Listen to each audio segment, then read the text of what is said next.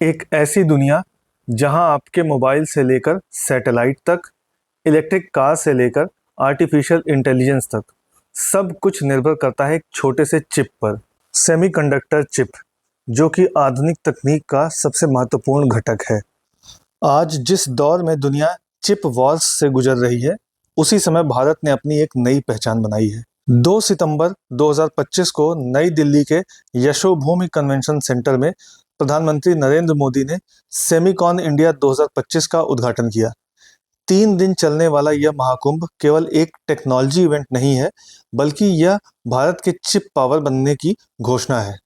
20,750 से ज्यादा प्रतिभागी, 48 देशों से आए 2,500 प्रतिनिधि और दुनिया के टॉप टेक्नोलॉजी लीडर्स सब इकट्ठा हुए हैं एक ही मंच पर। और सवाल सिर्फ इतना है, क्या भारत अब सेमीकंडक्टर रेवोल्यूशन का अगुवा बन पाएगा? तो आज के वीडियो में हम जानेंगे सेमीकॉन इंडिया 2025 के बारे में, उसका उद्देश्य क्या है, उसका महत्व क्या है, इसके साथ ही कौन कौन सी नई परियोजनाएं हैं और इंफ्रास्ट्रक्चर विकास होना है और भारत के सामने क्या चुनौतियां हैं, इन सभी को डिटेल में समझेंगे। अब तो बिना टाइम वेस्ट किए हुए शुरू करते हैं। सेमीकॉन इंडिया 2025 सिर्फ एक कॉन्फ्रेंस नहीं है, यह एक राष्ट्रीय संकल्प है। आज हर देश इस सेमीकंडक्टर सुप्रीमेसी की दौड़ में शामिल है, चाहे वह अमेरिका हो, चीन हो या फिर ताइवान। भारत ने यह साफ कर दिया है कि वह इस रेस का केवल दर्शक नहीं रहेगा, बल्कि एक ग्लोबल प्लेयर बनेगा। इस इवेंट में कई मुद्दों पर चर्चा हुई, जैसे कि कैसे भारत में सेमीकंडक्टर फैब्स बनाए जाएं, एडवांस्ड पैकेजिंग और चिप टेस्टिंग जैसे हाई वैल्यू सेवाओं को कैसे बढ़ाया जाए, स्मार्ट मैन्युफैक्चरिंग और इंडस्ट्री 4.0 को कैसे सेमीकंडक्टर सेक्टर से जोड़ा जाए, एआई, क्वांटम कंप्यूटिंग और आईओटी यानी इंटरनेट ऑफ थिंग्स में चिप डिजाइन का महत्व क्या होगा, और सबसे बड़ी बात, किस तरह भारत वैश्विक सप्लाई चेन का भरोसेमंद हिस्सा बने। प्रधानमंत्री नरेंद्र मोदी ने उद्घाटन भाषण में कहा कि भारत अब रिफॉर्म और ट्रांसफॉर्म के बाद परफॉर्म की अवस्था में है। इसका मतलब है कि जो योजनाएं और नीतियां पिछले 3 सालों में बनी थी, अब उन्हें जमीनी स्तर पर लागू करना है। उन्होंने सीईओ से मुलाकात कर यह मैसेज दिया कि भारत न सिर्फ लो कॉस्ट मैन्युफैक्चरिंग हब है, बल्कि हाई टेक इनोवेशन हब भी बन सकता है।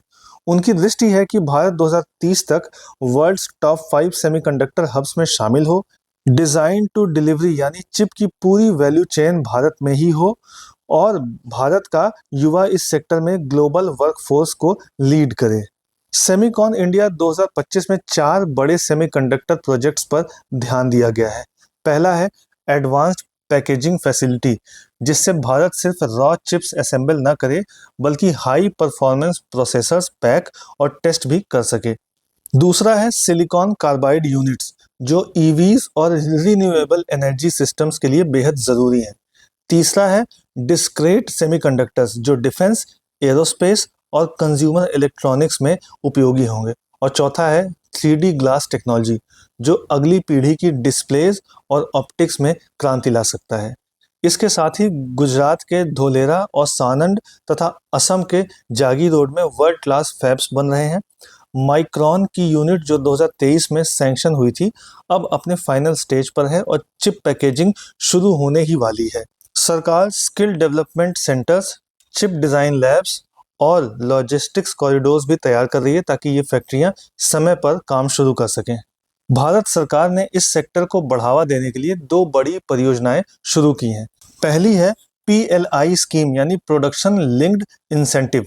इसमें MSME और लार्ज स्केल कंपनियों को फाइनेंशियल इंसेंटिव मिलता है। इसका फायदा यह होगा कि अपस्ट्रीम और डाउनस्ट्रीम वैल्यू चेन भारत में ही बनेगी। और दूसरी है DLI स्कीम यानी डिजाइन लिंक्ड इंसेंटिव। यह उन स्टार्टअप्स और कंपनियों को मदद करती है जो चिप डिजाइन में काम कर रहे हैं। इसका मकसद है कि भारत सिर्फ मैन्युफैक्चरिंग हब न रहे, बल्कि चिप IPs और पेटेंट्स भी यहीं से आए। इन योजनाओं का असर यह होगा कि आने वाले 10 से 15 सालों में भारत अपने खुद के इंडिजीनियस सेमीकंडक्टर ब्रांड्स तैयार कर पाएगा। सेमीकॉन इंडिया 2025 में 48 देशों से आए प्रतिनिधियों ने भाग लिया।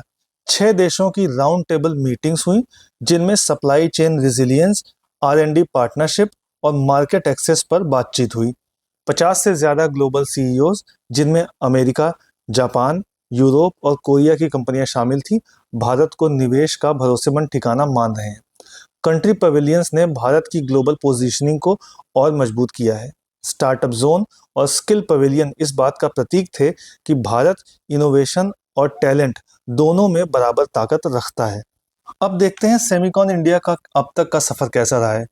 इसे 2022 में बेंगलुरु में आयोजित किया गया था। पहली बार इस कॉन्फ्रेंस ने दुनिया का ध्यान खींचा था तब। 2023 में गांधीनगर में इसे आयोजित किया गया। यह गुजरात में है। गुजरात को सेमीकंडक्टर हब के रूप में पेश किया गया इसमें। 2024 में ग्रेटर नोएडा में इसका आयोजन किया गया, जहां उत्तर भारत को इस रेस में शामिल किया गया। और उसके बाद अब 2025 में नई दिल्ली में इसका आयोजन हुआ है, जहां अब पूरे भारत को ग्लोबल सेमीकंडक्टर रेवोल्यूशन के लिए लॉन्च पैड बनाया गया। इस रास्ते में चुनौतियां भी कम नहीं। आइए देखते हैं एक एक करके कि भारत के सामने क्या क्या चुनौतियां हैं।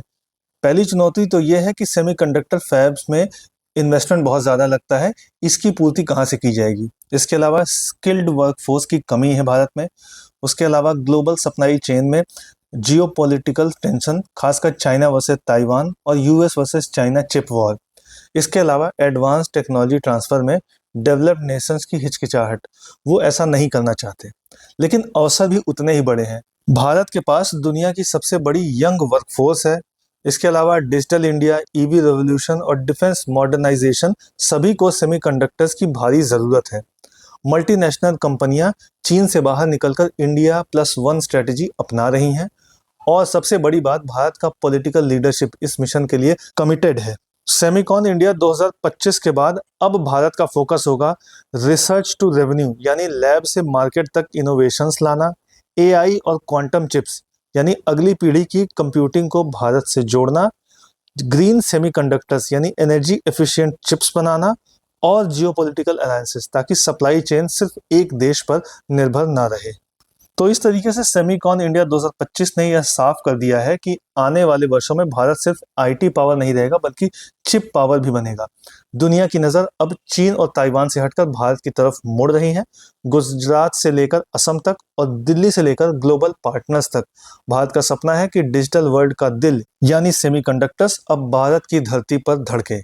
आज सवाल यही है, क्या भारत अपने इस सपने को हकीकत में बदल पाएगा। Mobile, AI, space tech, defence, सबका भविष्य एक चिप पर टिका है और यह चिप अब भारत में बनना शुरू हो गया है।